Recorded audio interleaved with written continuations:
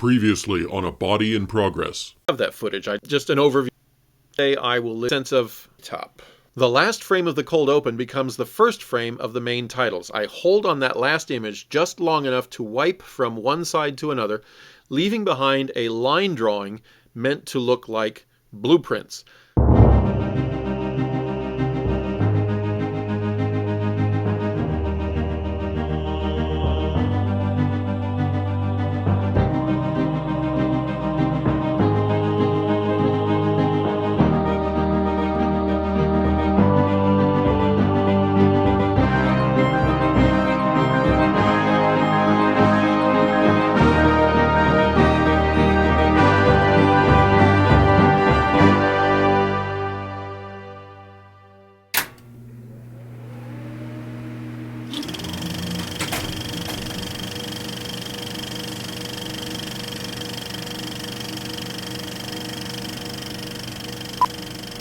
It kind of went well with the idea of building a body. You're building a house, you have blueprints, so you're building a body. Let's use the blueprint imagery. And so I start with that.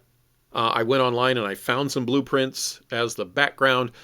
I went to a stock photo site and I actually bought, so that I didn't violate copyright, I bought some photos of weightlifters, bodybuilders, physique models, whatever you want to call them, so that I could use those legally in my opening titles.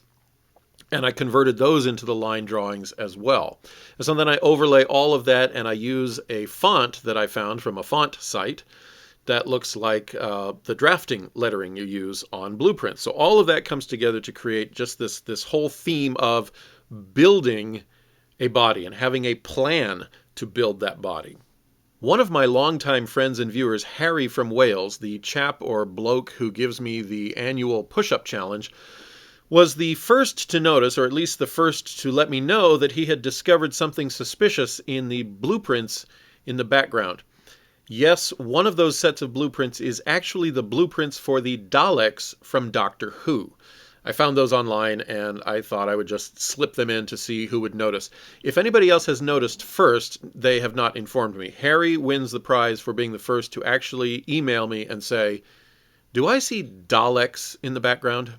The music for the opening titles is a piece that I wrote on my keyboard. I was inspired by the music for a studio called, I think it's called Roadhouse Pictures. I can't play it for you here for copyright purposes, but I liked the chord structure and the intensity of it, and so I kind of took that and adjusted it enough that I won't be sued for plagiarism, and brought out this little tune that goes underneath all of the blueprints, and I ended up with an opening title sequence I really like. Sometime just after the opening credits, if I remember to include it, which sometimes I have forgotten, is this graphic highlighting the fact that it is a workout journal entry.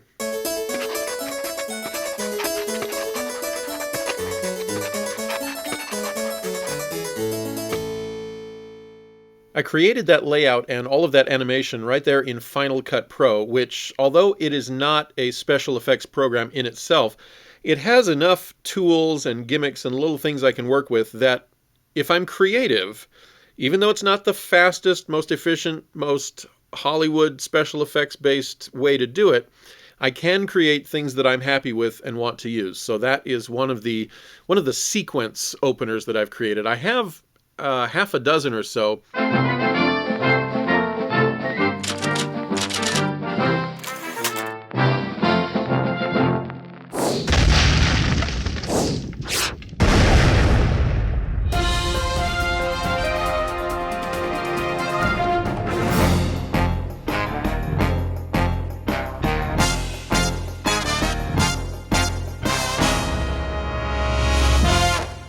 My sense of organization says to start a workout journal episode with the workouts, which in a sense we've already done. As I was describing how I got the footage, I showed you footage from my workouts from April through December of 2021.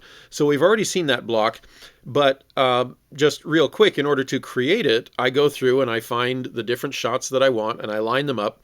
I pick a piece of music that I feel goes with it, and then I contract that footage and I trim out a little bit here and a little bit there. That shot is too long. All right, we've watched me bench pressing long enough. We've watched me squatting long enough. compress it down. Kind of mix it up so it's not all bench press shots and then all it's it's a little bit of this, a little bit of that. By the time I'm done, it is generally not in chronological order of any kind. It's just I create something that to me has variety and flow, kind of goes with the music. Sometimes I try to actually land something on a beat of the music, cut from one shot to another on a big beat. Something like that. I also try to I try to save, for example, any shots of me racking the weight, putting it back where it belongs, and finishing. I try to group all those toward the end, just so it has a little story of its own. I want to quickly mention how I choose the music, not just for the workout sequences, but for all of the episodes. And a couple of different things factor into that. And first of all is the fact that I am a filmmaker at heart. And film music is a very important part of any movie-going experience. When you go to the theater to watch a movie, there will almost always be music that goes along with it. Unless it's The Birds by Alfred Hitchcock or Castaway by Robert Zemeckis, there will be an orchestral underscore that some composer has carefully crafted to enhance the emotions of the scenes. And I love that. I love the music by Danny Elfman that goes along with Beetlejuice and Batman and Sleepy Hollow. I love the music of John Williams for Raiders of the Lost Ark and the Star Wars movies and the Superman movies. I don't like the music that most people find motivating for a workout. Most guys I know, when they work out and they've got headphones at the gym, are listening to something that falls within the broad range of rock music. I look for music that comes with a cinematic quality that says to me, if this were a movie, this music would be emphasizing the energy of what's going on here. It would be emphasizing the adventure, the sense of moving forward and growing and getting stronger. That's just what I look for. A couple of websites that have proven very valuable: Epidemic Sound, which I really like. It's a $15 subscription, which is a month, which is a great bargain for what they give you. I won't detail it here. I like their sound. One of the best music libraries out there. Another one is FeslianStudios.com, and they both come with music that to me really says, this is a workout. This is a heroic workout. You are doing something great. You are achieving something here. And I don't know, I may be the only person on the planet who sees it that way, but that's the way I see it. That's the music that motivates me to work out. And so that's also the music that I put in my videos when it comes to the various workout and exercise sequences. After the main workout montage, or sometimes kind of infused with it, I will mention different highlights related to fitness that happened during the period of time that we're covering. So for example, if this were its own workout journal episode covering April through December of 2021, here are some things that I would point out.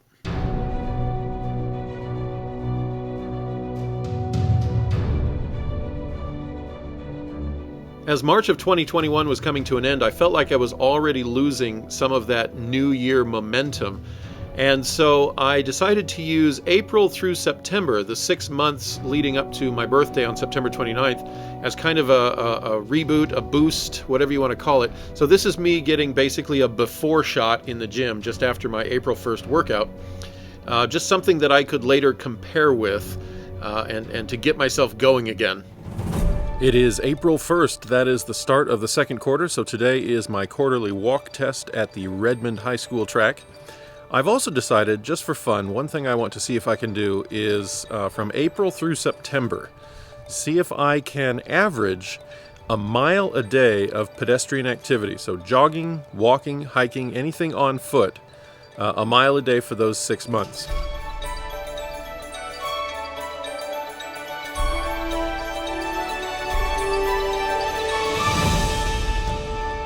Very little about this channel is staged or scripted in any way. Most of it is authentic as you see it, me working out or whatever. Every once in a while, I will do something just for a more theatrical presentation. For example, I am not in the habit of just standing in front of my mirror and checking out my progress like this. It happens. It happens at the mirrors in the gym and at times where I don't have the camera. But this way of kind of presenting that same idea came to me one day, and I kind of like it. And even if I don't do it normally without a camera running, it's having it on video is a good way to check in later and compare.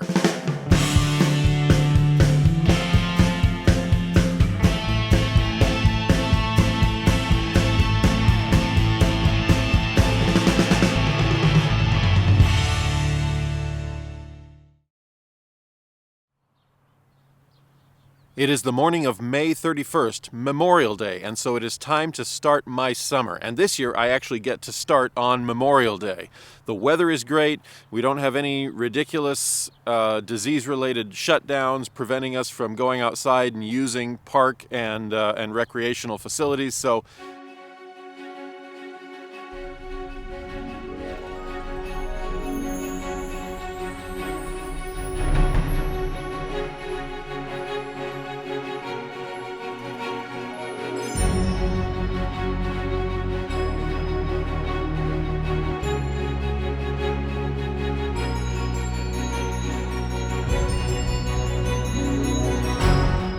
on June 21st, I did my annual anniversary jog in honor of the first steps that I took, quite literally, in pursuit of better health and fitness under the guidance of Dan Ward on June 21st, 2010. Normally, I try to perform this anniversary jog on the actual track where Dan Ward first coached me, but they have fenced it in, and starting last summer, or summer of 2020, they've started locking those gates even during the summer. So I did a jog, I just couldn't do it on the actual track.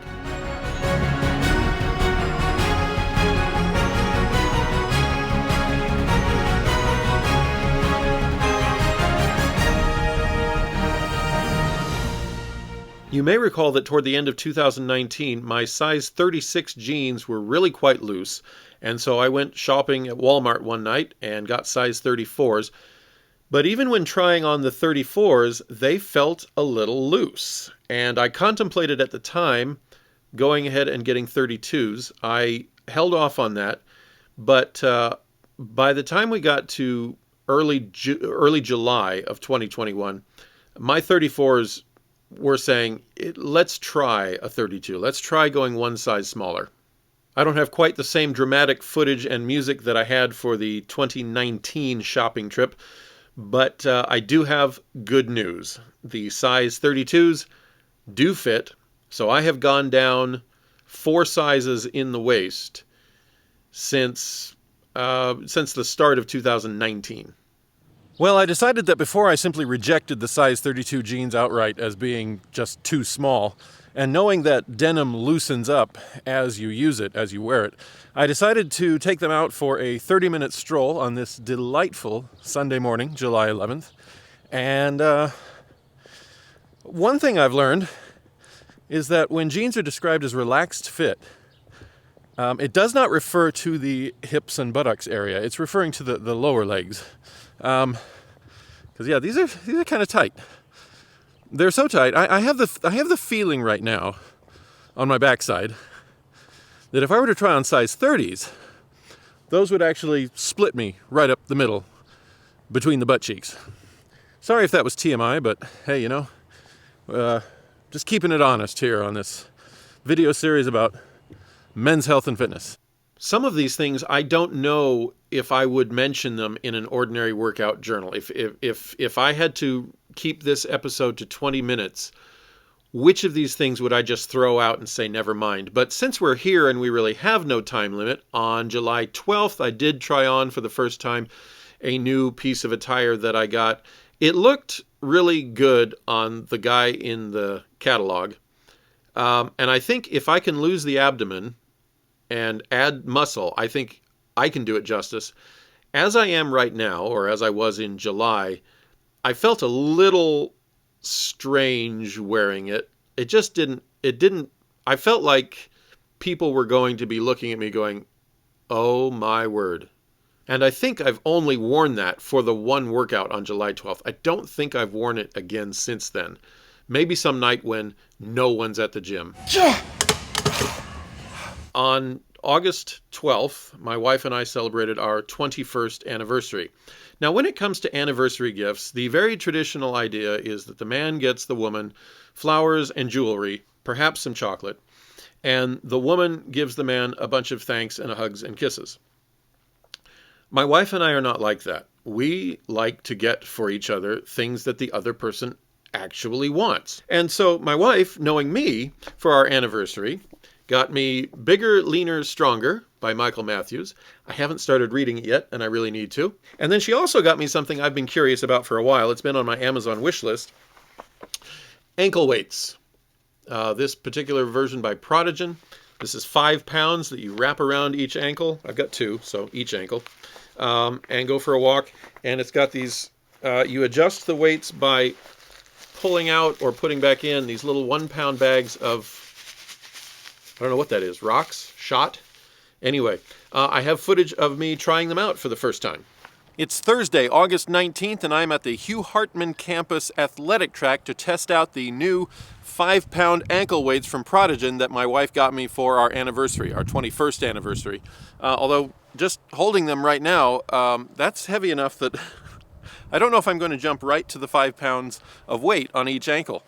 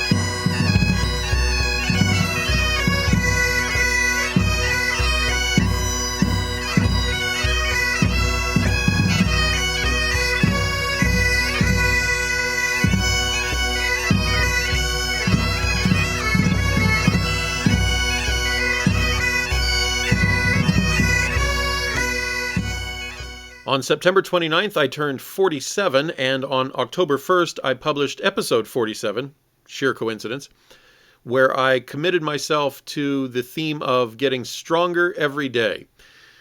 I'll say right now that that didn't work out quite as planned. In fact, November and December really fizzled out for various reasons, but I'm going to carry the theme of stronger every day over into 2022, even though 2 weeks of that are already gone as I record this.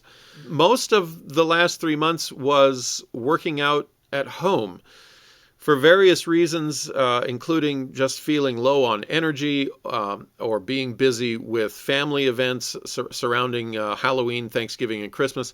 I don't have a lot of gym time, and what I did do at the gym, I don't have much of it on camera. So you just see a lot of home workouts here. I mean, I have a little bit at the gym, and then the rest of it was at home. Among other things, I didn't even get to the gym on October 31st, which is a shame because I had a costume I really liked. Hey there. Are you ready for a workout? Which I guess wraps up the second section of a Workout Journal episode, the fitness-related non-workouts. We've got the workout montage, and then we have other stuff that relates to getting in shape, but isn't expressly workouts per se.